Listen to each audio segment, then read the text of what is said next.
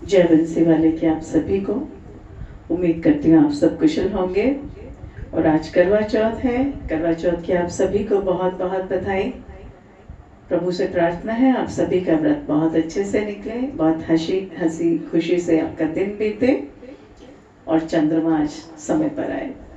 तो आइए आज की कथा का प्रारंभ करते हैं। कृष्णाय वासुदेवाय हरे परमात्मने प्रणताक्लेशनाशाय गोविन्दाय नमो नमः। वसुदेवसुतं देवं कंपासचाणूरमर्दनं देवकी परमानन्दं कृष्णं वन्दे जगद्गुरुं। श्रीराधा राधा नाम रट जे नर आठोया, तिनकी बाधा दूर करे मेरा मुरली वालो श्याम। श्री राधा वल्लभ लाल के नेत्र है परम विशाल। श्री ब्रजधाम में आप विराजो,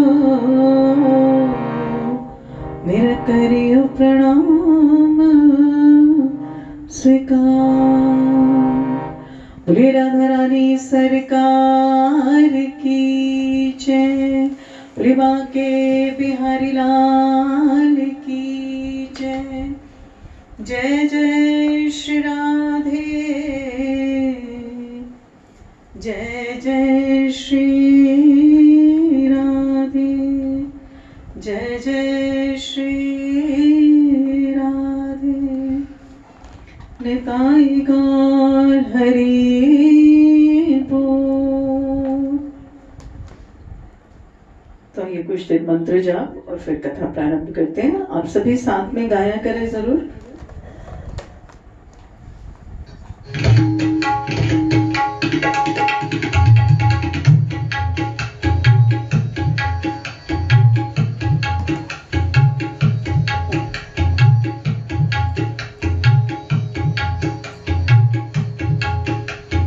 ओम नमो भगवते वासुदेवाय,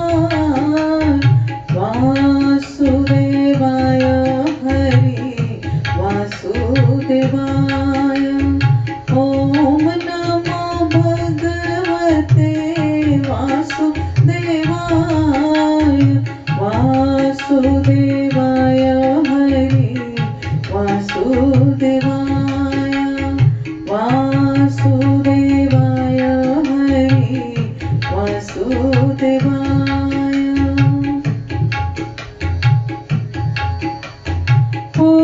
पुरुषोत्तम हरि वासुदेवाय, सर्वोत्तम हरि वासुदेवाय। ओम नमो भगवते वासुदेवाय, वासुदेवाय हरि वासुदेवाय, वासुदेवाय हरि वासुदेवाय।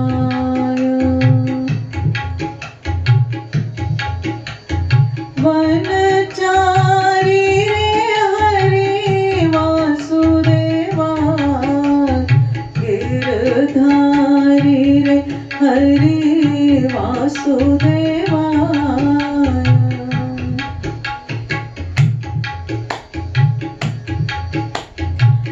वनचारी रे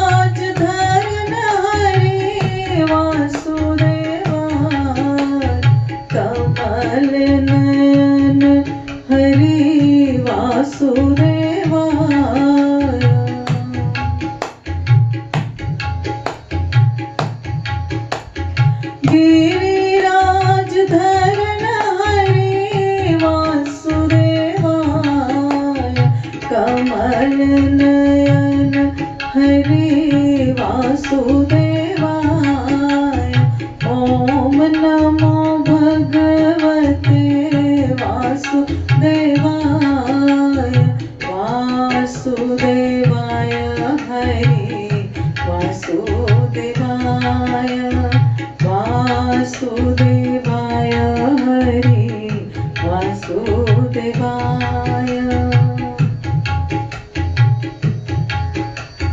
सांवरिया रे हरे वासुदेवाय, श्याम सुंदर हरे वासुदेवाय।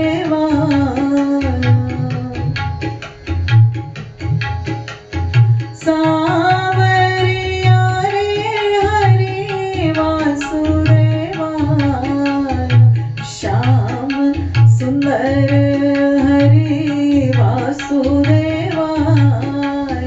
ओम नमो भगवते वासुदेवाय, वासुदेवाय हरे वासुदेवाय, वासुदेवाय हरे वासुदेवाय।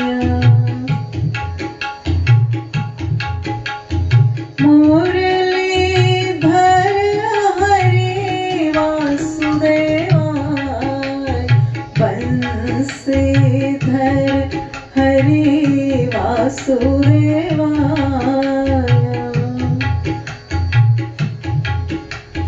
मुरलीधर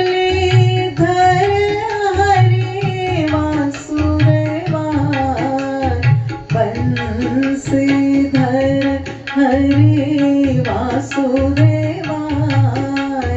ओम नमो भगवते वासुदेवाय, वासुदेवाय हरे वासुदेवाय, वासुदेवाय हरे वासुदेवाय।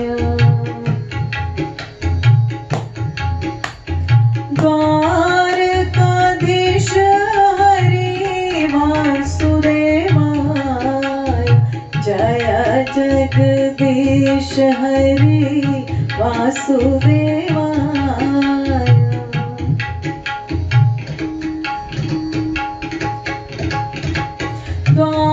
द्वारकाधीश हरे वासुदेवाय, जय जगदीश हरे वासुदेवाय। ओम नमो भगवते वासुदेवाय, वासुदेवाय हरे वासुदेवाय, वासुदेवाय हरे वासुदेवाय, वासुदेवाय हरे वासुदेवाय। बोलिए वासुदेव भगवान की जय, बोलिए बांके बिहारी लाल की जय, बोलिए कार्तिक महात्म की जय।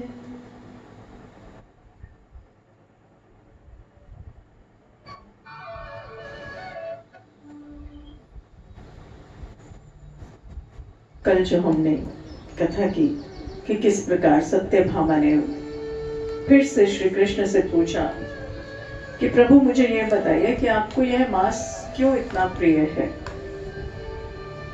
तो जब श्री कृष्ण और सत्यभामा की ये बातें सुनकर नारद जी ने भी ब्रह्मा जी से पूछा कि हे पितामह, मुझे भी आप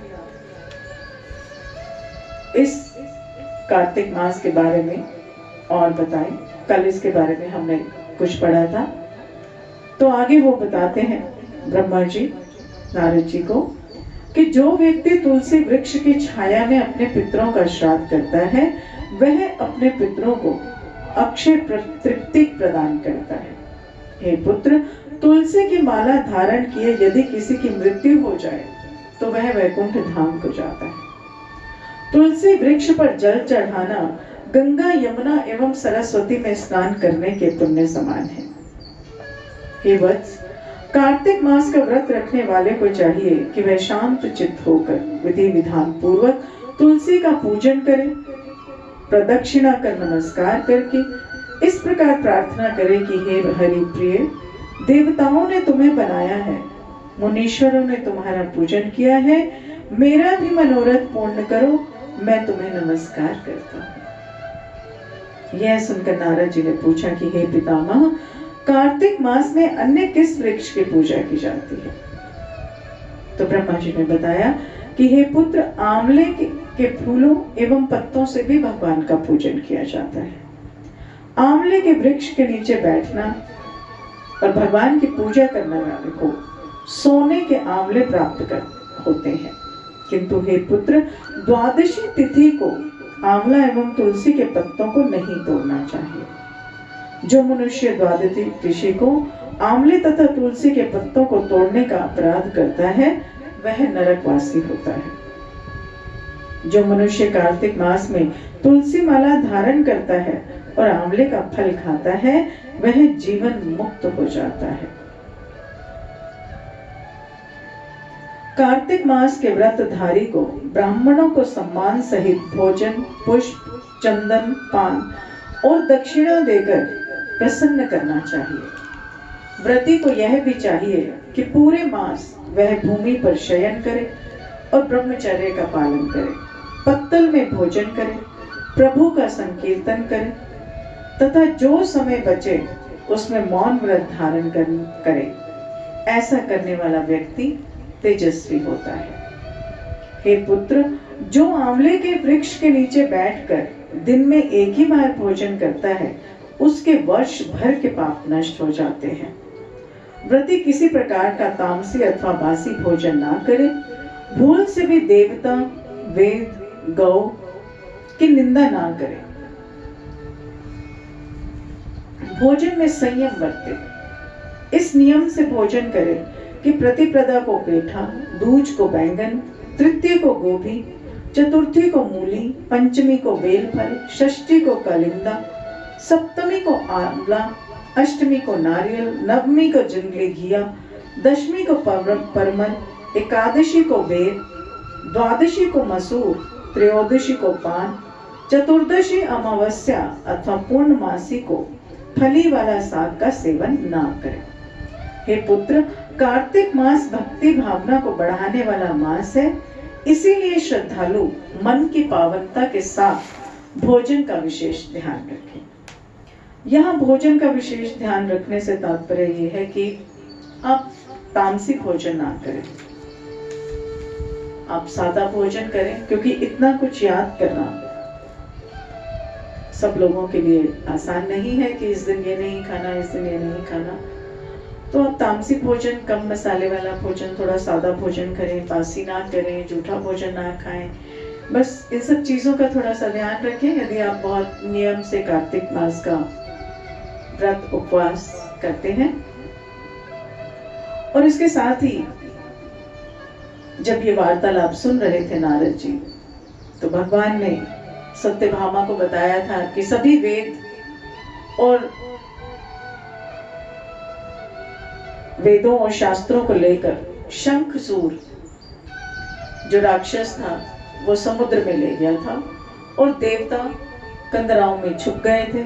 और देवताओं ने स्तुति से जब भगवान को निद्रा से उठाया तो भगवान अति प्रसन्न हुए, और देवताओं को आश्वासन देकर भगवान ने मत्स्य रूप धारण कर लिया, और विंध्याचल की पर्वत श्रेणियों में रहने वाले महर्षि कश्यप जो सूर्य को अर्घ दे रहे थे, उनकी अंजलि में जा गिरे।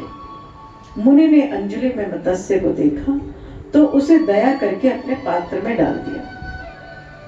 मत्स्य के लिए पात्र छोटा पड़ रहा था तो उन्होंने उसे घड़े में डाल दिया। जब उन्होंने देखा घड़ा भी छोटा पड़ गया तो उन्होंने कुएं में डाल दिया।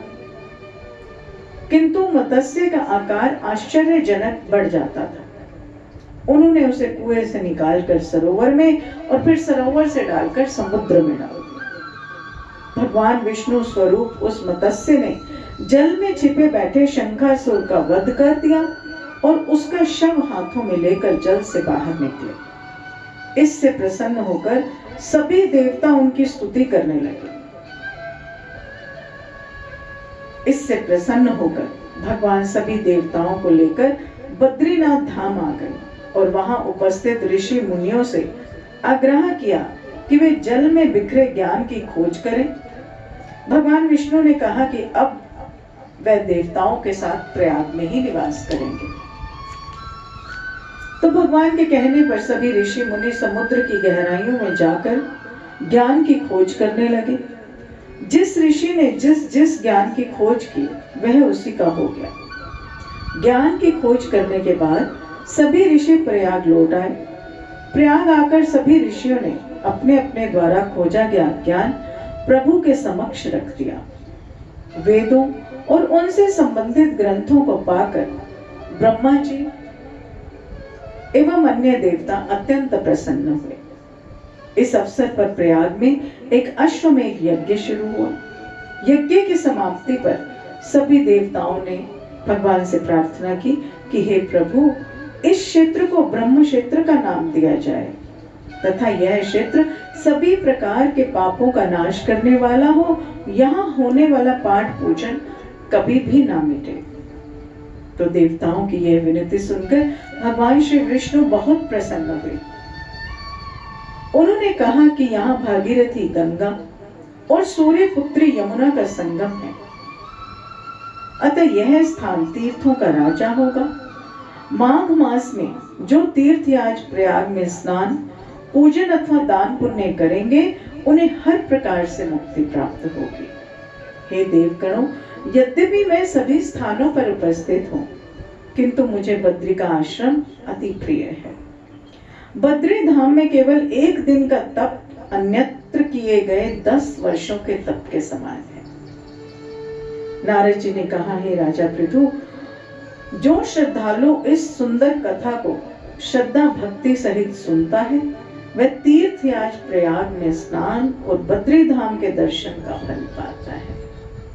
प्रिय कार्तिक महात्म की जय, प्रिय बांके बिहारी लाल की जय। तो कलयुग में भगवान ने सबके लिए बहुत सारी चीजें आज जो हम करते हैं बहुत आसान है कि आप यदि कार्तिक मास की कथा सुनते हैं और नियमों का पालन करते हैं तो आपको प्रयागराज में किए गए स्नान का फल और वहां किए गए तप के समान का फल प्राप्त होता है। तो जरूर कार्तिक मास की कथा जरूर सुने, सुनाएं, आगे सभी को सुनाएं और उसके बाद आप खुद भी सुने और नियमों का पालन करें ताकि आपको ज्यादा से ज्यादा फल पुण्य की प्राप्ति हो सके। तो आइए एक छोटे से भजन के साथ, बहुत ही सुंदर भजन है, हम कथा को विराम देते हैं।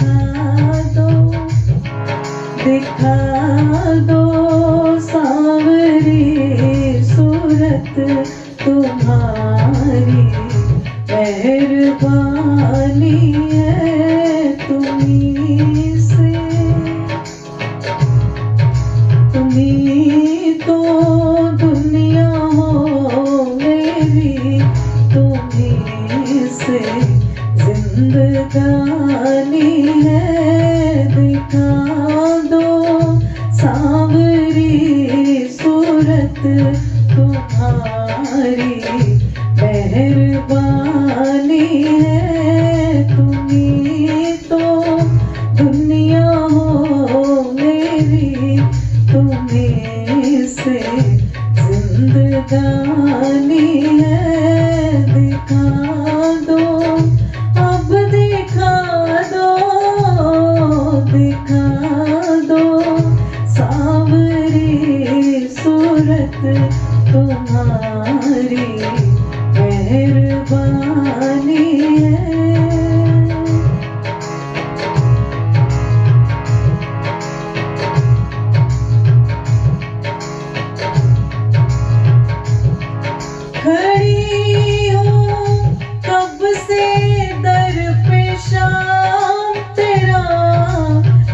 दीदार पाने को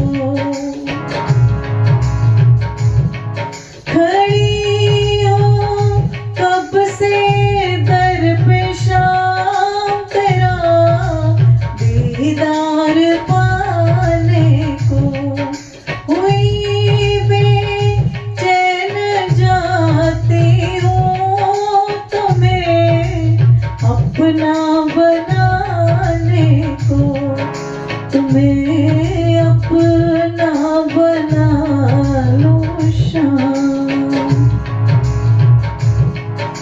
तुम्हें अपना बना लो शाम यही इस दिल में ठानी है दिखा दो अब दिखा दो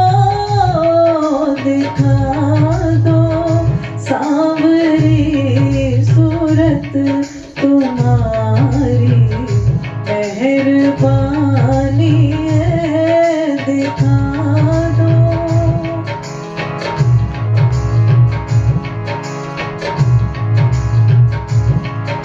ये है फरियाद बेकस की मेरे मालिक जरा सुन लो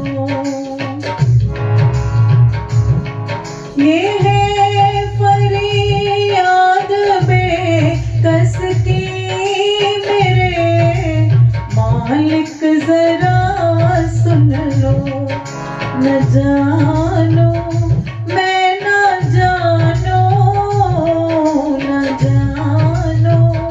प्रीत की मेरी न जानो प्रीत की मेरी तुमने ही निभानी है दिखा दो सांवरी सूरत तुम्हारी मेहरबानी है दिखा सांवरी सूरत तुम्हारी मेहरबानी है तुम्ही तो दुनिया हो मेरी तुम्ही से जिंदगानी है दिखा दो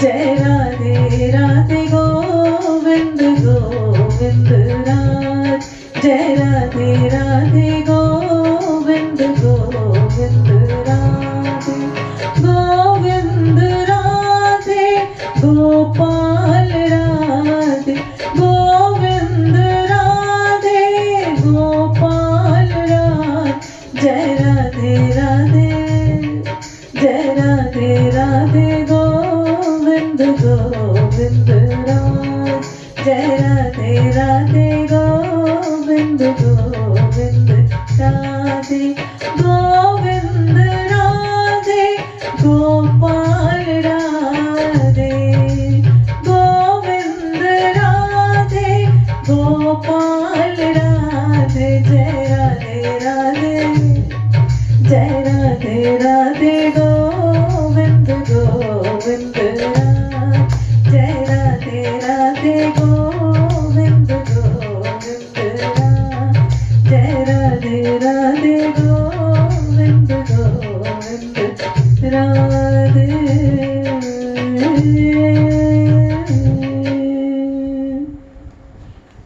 बोलिए बांके बिहारी लाल की जय।